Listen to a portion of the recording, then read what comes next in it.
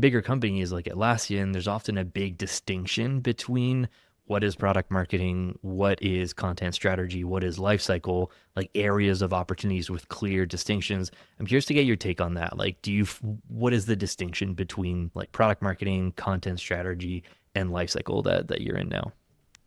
So I agree with you with a slight caveat, even in larger companies, if they're, and again, my background is in SaaS from like a tech perspective, so it might be different in other areas, but um, even in larger companies, if they're coming from more of a product-led growth mindset versus a sales-led motion or a high-touch motion, enterprise sales motion, however they frame it, I actually think that there's a lot more blurring of the lines from a PLG perspective because there's a lot more reliance on things like SEO, that flywheel in terms of demo, free trials, that sign up, that upgrade experience that happens in product.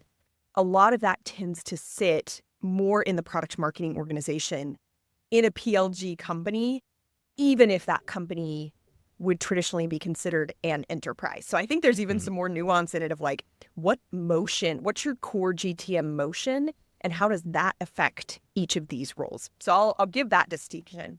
I totally agree with you about smaller companies. So when I was at Duarte, I I had a VP of marketing, but she was also managing a lot of the sales side and trying to build up the academy offerings and the course offerings for Duarte. And that was a new motion. And so she was focused a lot there. So I ended up, owning a lot of the strategy and execution for all things marketing. And again, at the time, this was like 10 years ago, Marketo, HubSpot, like marketing automation platforms were just starting to be table stakes for any size company. And so Yeah. I actually had to go through and like do the RFP. Do we choose Marketo or Pardot or Silver Pop was still in the mix for like some of the OG people? I met with sales reps from Silver Pop.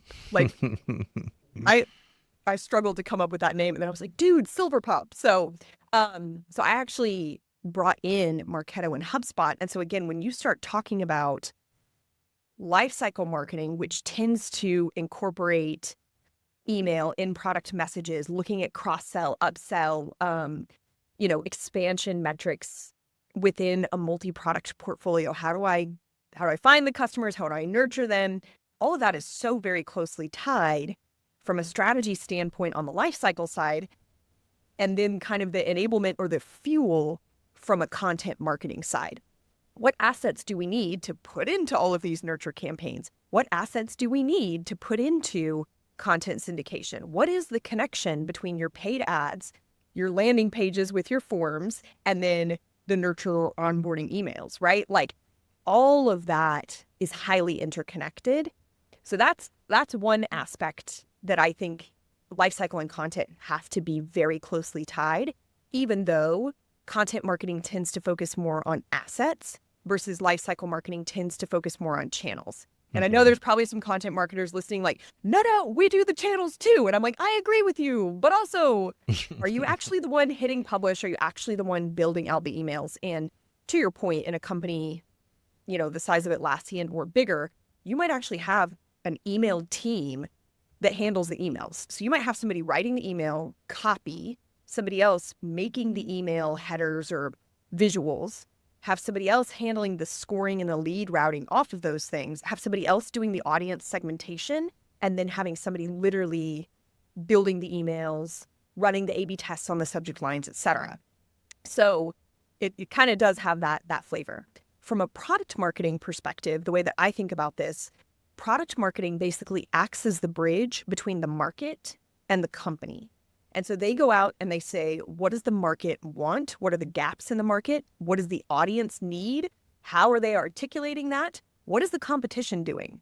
How is our solution differentiated from the competition? And so they're defining that audience, and then they're bringing in that gap insight to then inform messaging, positioning, and persona information. All of that then feeds into, great, what key stories do we need to tell? How do we need to tell them, which is a lot of what content marketers look at.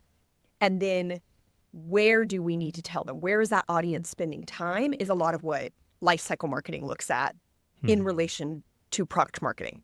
Then Once we gather all of those narratives, we put them into the correct format, and we put that format being for the audience, for the narrative, and for the channel, right? That whole thing.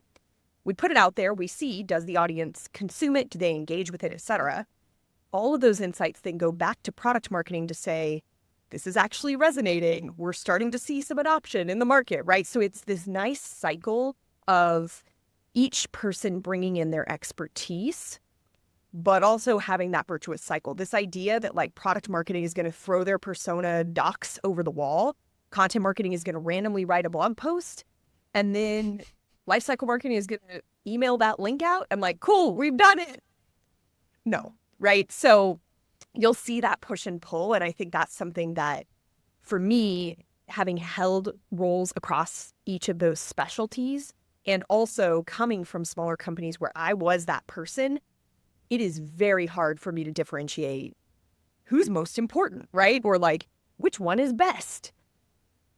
I don't understand how you're going to write content with no insights from the market, the competition, and the audience. I don't understand how you're going to distribute content with no understanding of the channel mix and the quirks of the different channel. Like, I don't understand how you're going to build channels with no content. I don't understand how you're going to convince the audience of value with no content. Like,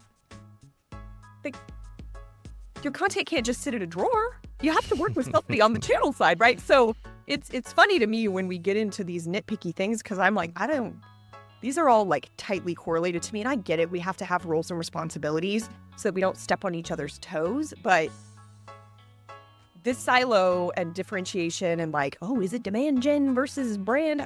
I cannot.